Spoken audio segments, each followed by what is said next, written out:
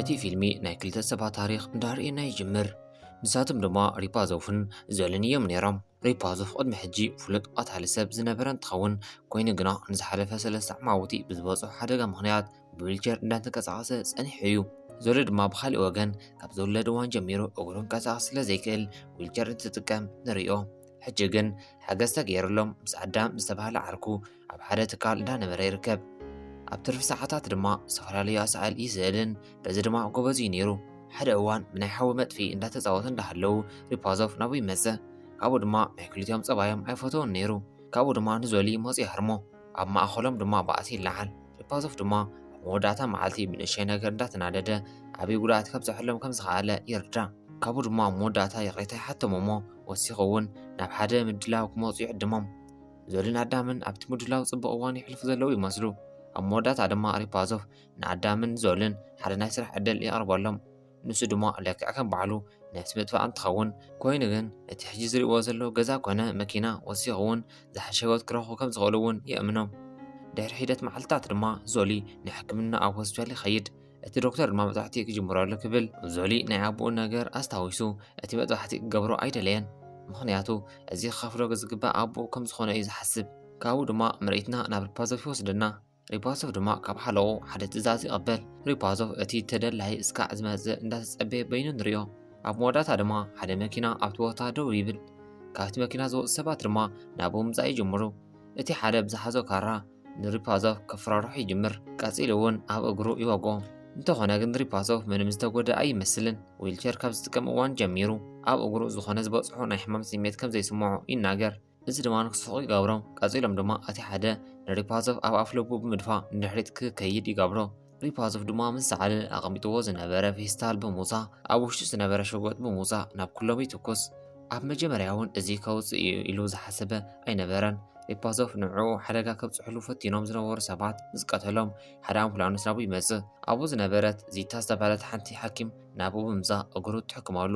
ካብኡ ድማ ቅድሚ ሕጂ ከም ዝፋለጡ ንርዳእ። ሪፓዞፍ እውን ንዓ ስምዒት ዘለዎ እንትኸውን ስርሓ ምስ ወደአት ብሓባር ናብ ሲነማ ክከዱ ይሓታ። እንተኾነ ግን ዚታ ምስ ሓደ ሰብ ክትመርዖ ምዃና ኣስዒቡ እዚ ምስኡ ክትገብሮ ከም ዘይትኽእል ትነግሮ።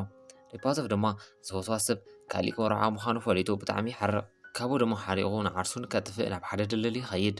ኮይኑ ግን ምንም ከይኮነ ይተርፍ። ኣብ መወዳእታ ድማ ሂወቱ ምንም ተስፋ ቆርፅ ከም ዘይብሉ ምስ ተረድአ ሂወቱ ይቐፅል። ከምቲ ዝተለመደ ድማ እቲ መስርሒኡ ገንዘብ ይኸፍሎ።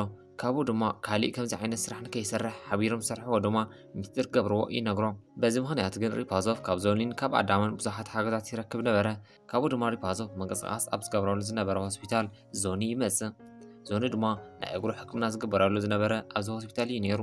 ሪፓዞፍ ድማ ካብ ሕጂ እንዳሓር ከይሕግዞን ሓቢሮም ድማ ከም ዘይሰርሑን ይነግሮ። ዞኒ ድማ ነዚ ሓሳብ ከይተቐበለ ባዕሉ ካብ ሕጂ እንዳሓር ንምሕጋዝ ይሓስብ። ዞኒ እውን ወሲኹ ካብ ሕጂ እንዳሓር ካብ ኣቦኡ ዝኾነ ገንዘብ ምውሳድ ከም ዘይደልን ናይ ባዕሉ ምስራሕ ከም ዘደሊ ይናገር። ካብኡ ድማ ሪፓዞፍ ዕንበባ ሒዙ ኣብ በሪ ስራሕ እንዳተፀበያ ነበረ። ስለ ዝፈትዋ ድማ ዕንበባ ክባእዩ ሓሲቡ ነይሩ። ሕማቕ ዓድል ኮይኑ ግን ናብ ኣፍቃሪኣ ከይዳ ኣብ ዝሰዓመትሉ እዋን ልቡ ይስበር። ካብኡ ድማ ሪፓዞፍ ካሊእ ሰብ ንክቐትል ትእዛዝ ይወሃቦ። እዚ ሰብኣይ ምሳሕ ኣብ ዝበልዐሉ ከባቢ ድማ ንዕኡ ንምቕታል ሓደ ፕላን የውፅእ። ካብኡ ድማ ሪፓዞፍ ኣብ ሓደ መንገዲ ይፅበዮ። ዞልን ኣዳምን ድማ ብኻሊእ ወገን ካሊእ መንገዲ ሒዞም ይፅበይዎ። ሪፓዞፍ ድማ እቲ ብዙሓት ሰባትን ርግብታትን እውን ዝንቀሳቐሳሉ ቦታ ነቲ ሽጉጡ ሓቢኡ ይትኩሶ። ዝኾነ ሰብ ድማ ንዕኡ ከይጠርጥሮ ነቲ ተልእኾ ብኣግባቡ ይፍፅም። ሃንደበት ድማ እቲ ሰብኣይ ነቲ መንገዲ ኣብ ዝተገብረሉ እዋን ብተኹስ ምኽንያት ምስ ወደቐ ሰባት ድማ ኣብ ኣፍ ልቡ ዘሎ ደም ይዕዘቡ። እቶም ሓለውቲ ድማ መን ከም ዝተኮሱ ኣይፈለጡን። ኮይኑ ግና ሰለስተ ኣካለ ጉዱኣት ንዕኡ ንምቕታል ተሳቲፎም እንትበሃል ዝኣመን ኣይተረኸበን። ካብኡ ድማ ካብቲ ቦታ ለቐም ይከዱ። ቀፂሉ ድማ ንዚዳን ኣባሲ ረኽባ። ንሳ ድማ ንመርዓ ዕድመ ወረቐት ትህቦ። ሪፓዞፍ ኣብ ዘይፈለጠሉ ግን እቲ ሓለቑ እንዳረኣዩ እዩ ነይሩ። ኣብ ዝተራኸበሉ እዋን ድማ ሓሪቑ ብሪፓዞፍ ብምንዳድ ነቲ ዊልቸር ሃሪሙ የውድቖ። እቲ ሓለቑ ድማ ብትልምታቶም ብዘይምኻዱ እዩ ድማ ተናዲዱ ነይሩ። ነዚ ድማ ንከስተኻኸል ሓደ ዕድል ይወሃቦ። እዚ ዕድል ድማ ንዞልን ንኣዳምን ክቐትለሉ እዩ ትእዛዝ ተዋሂብዎ ነይሩ። ኣብ ዝቐፅል መዓልቲ ድማ ንክልቲኦም ኣዕርኽቱ ዓሳ ንምፅማድ ናብ ሓደ ቦታ እዩ ክወስዶም። እንተኾነ ግን ናብቲ ቦታ ንክበፅሑ ንኦም ኣፀጋሚ እዩ ነይሩ። ድሕሪ ክንደይ ግን ናብኡ ይበፅሑ። ኣዳም ድማ ኣብቲ መፃወድያ ሓደ ነገር ምእታዊ ፈሊጡ ብሓጎስ ምስሓቢ ይጅምር። እንተኾነ ግን ስለ ዝኸብዶ ሓገዝ ይሓቶም። እንተኾነ ግን ኣብ ገንዲ ምሕጋዝ ሪፓዞፍ ናብቲ ባሕሪ ይደፍኦ። ካብኡ ንወሲኹ ንዕኡ ክፍትን ዝሕግዝ ዝነበረ ንዘሎ እውን ይደፍኦ። ካብኡ ድማ ኣብዚ ገዲፎም ንምኻድ ይሓስብ። ኮይኑ ግን ኣይከኣለን። ኣብ መወዳእታ እውን ራሕሪሕሎም በዓል እውን ናብቲ ባሕሪ ኣቲ ካብኡ ድማ ሓጊዞም ንኽልቲኦም የውፅኦም ነዚ ዝገበረ ድማ ንቐልዲ ከም ዝኾነ ይነግሮም ንዕኡ ዝተዋህቦ ተልእኾ ድማ ዘይተዋፅኦ እዚ ብቻ እዩ ነይሩ ካብቲ ባሕሪ ምስ ተመለሱ ሓደ ዘዳለዎ ምድላው ኣዕራኽቱ ሪፓዞቭ ይፅውዕዎ ካብኡ ድማ ስለ ዚዳ ንዕኡ ብጣዕሚ ከም ዝፈትዋ ይነግሮም ናይ ሪፓዞቭ ኣዕራኽቲ ድማ ዚዳ ኣብ ዝመለሰትሉ ሰዓት ንዓኣ ናቱ ንምግባር ይሰማምዑ ኣብ ዝኸፅል መዓልቲ ናይ ሪፓዞቭ 3 ደቂ ኣንስትዮ ኣዕራኽቱ ንዕኡ ሓጊዞም ሓደ መኪና ደጊፎም ደው የብልዎ እዚ ድማ ብዘይካ ዊልቸር ኣብ ሓደ ቦታ ደው ምባል ከም ዝኽእል የርእየና ሪፓዞቭ ድማ ንዚዳ ካብ ሆስፒታል እስካዕ ትወፅእ ይፅበያ ወላ ካብ ሰዓታት ተፀበያ ንሳ ግን ክትምለስ ኣይከኣለትን ሓሳቦም ድማ ኣብዚ ሰዓት ከይተሳክዐ ይተርፍ ድሕሪ ሂደት መዓልትታት ድማ ሪፓዞቭ ሓደ ተልእኾ ይወሃቦ እዚ ድማ ንሓደ ዕፅመ ተዛዋሪ መቕታል እንትኸውን እቲ ስራሕ ምስተወድአ ድማ ገንዘብ ካብ ቅድሚ ሕጂ ዝረኽቦ ዝነበረ ዕፅፊ ምዃኑ ነጊሩ ቃል ይኣትወሉ ሪፓዞቭ ነዚ ንምቕታል ይሰማማዕ ኮይኑ ግን እዚ ናይ መወዳእታ ክኮን ከም ዝኽእል ይናገር ካብ ሕጂ እንድሓር ድማ ተወሳኽቲ ተልእኾታት ከም ዝቕበል ይኸውን ካብኡ ድማ ምስ ተሰማምዑ ነቲ ተልእኾ ንምፍፃም ናብቲ ተልእኾ ዝተዋሃበሉ ቦታ ይከይድ ካብኡ ድማ ንዞልን ኣዳምን ኣብ መኪና ውሽጢ ንክፅበይዎ ምስ ገበረ ንሱ ንብሕቱ ናብቲ ገዛ ይከይድ ኣብኡ ዝነበሩ ሓለውቲ ድማ ንሪፓዞቭ ይፍትሽዎ ኮይኑ ግን ዝኾነ በሊሕ ነገር ወይ ድማ ሽጉጥ ስለ ዘይነበሮ ናብ ሓላፊኦም ንክኣቲ ይፈቕድሉ ካብኡ ድማ ኣብ ገዛ ሪፓዞቭ ነቲ ዕፅሚ ተዛዋሪ ምስ ረኸቦ ብፕላኑ መሰረት መጓዓዝ ይጀምር ካብኡ ድማ ካብ መቐመጢኡ ሓቢብዎ ዝነበረ ሽጉጥ ምውፃእ ነቶም ሓለውቲ ይወቕዖም ከምዚ ኢሉ እንከሎ ግን ናብቲ ዝተባሃለ ሰብ እንተተኮሰካ ካርሞ ግን ኣይከኣለን ነይሩ ንስሓቱ ስዒቡ ድማ ኣብቲ ገዛ ዝነበሩ ካልኦት ሓለውቲ ምትኳስ ይጅምሩ ካብኡ ድማ እቲ ዕፅሚ ተዛዋሪ ካብ ምህዳም ሽጉጥ ኣውፂኡ ንምትኳስ ይውስን ሪፓዞቭ ግን ስርሑ ስለ ዝኮነ ምስ መሳርሕታት ዝሓሸ ልምዲ ነይርዎ እዩ ዋላ እኳ ምንቅስቓስ ይከኣል ክዳን እውን ብደም ዝተሓፀ ንኩሎም ብምቕታል ተልእኾኡ ምውዳእ ክኢሉ እዩ ካብኡ ድማ ፈጢኑ ነቲ ገዛ ገዲፉ ይወፅእ ብልክዕ እቲ ዋና በሪ ምስ በፅሐ ግን እቲ በሪ ክከፍቶ ኣይከኣለን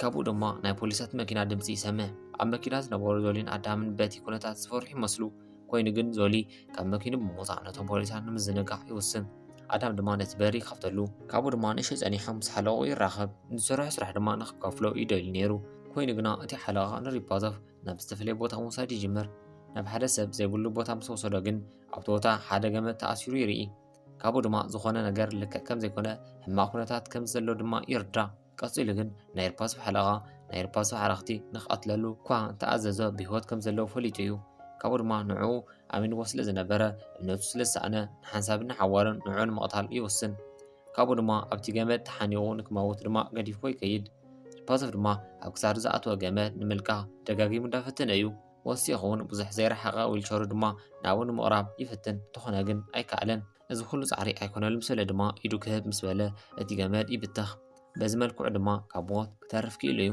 ናብ ገዙ ምስ ተመለሰ ድማ ሪፓዞቭ ንኽልቲኦም ኣዕራኽቱ ይረኽቦም ካብኡ ድማ ንዕኡ ቀትሎ ከም ዝሓስብን ሕጂ ድማ ንዕኡ ቀትልዎ ምዃኖም ይነግሮም ድሕሪ መዓልትታት ድማ ሪፓዞቭ ናብ ዚዳ ምርዓይ ይከይድ ዞልን ኣዳምን ድማ ምስኡ ሒዝዎም ይከይድ ነይሩ ፃዕዳ ሱፍ ድማ ተኸዲኖም እዮም ከይዶም ወሲኹ እውን ኣብቲ መርዓ ዝነበሮ ናይ ምድራፍ ክእለቱ ድማ የሪኦም ንዚዳ ሓዊሱ ኣብኡ ዝነበሩ ሰባት ይሕጎስሉ ንሳ ድማ ስሜታ ስለ ዘይከኣለት ክትነብዕ ትጅምር ካብኡ ግን ሃንደበት ሪፓዞቭ ንዚዳ ይስዕማ እዚ ድማ ንሰብኣያ ዘቕንአ ነገር እዩ ነይሩ እቲ ምድላው ምስ ወድአ ድማ ምስ ናይ ዚዳ ኣዕራኽቲ ብሓባር ብምዃን ንሪፓዞቭ ናብ ደገ ይወፅዎ ንሰበይቱ ዝገበራ ነገር ድማ ከፅዕዎ ይጅምሩ ኣብዚ ማእኸል ድማ ዞሊ ንሪፓዞቭ ክሰድዎ ሽጉጥ ኣውፂኡ የፍራርሖም ንሶም ድማ ይሰድዎ ኣብዚ ቅፅል መዓልቲ ድማ ሪፓዞቭ ምስ ኣዕራኽቱ ኮይኖም ንሓለቑ ቀትልዎ ምድላዋት ይጅምሩ ንሱን ዞልን ኣብ ገዝኡ ይመፁ ኣዳም ድማ ኣብ ላዕሊ ኮይኑ ይሕልዎም ሪፓዞቭ ድማ ቅድሚ ሕጂ ንሰርሖ ስራሕ ገንዘብ ክወሃቦ ይሓቶ ኮይኑ ግና እቲ ሓለቑ እዚ ክከፍሎ ኣይደለየን ኣብ ክንዱ እቶም ክልተ ኣኽላቡ ናብኡ ብምስዳር ሓደጋ ከብፅሕሉ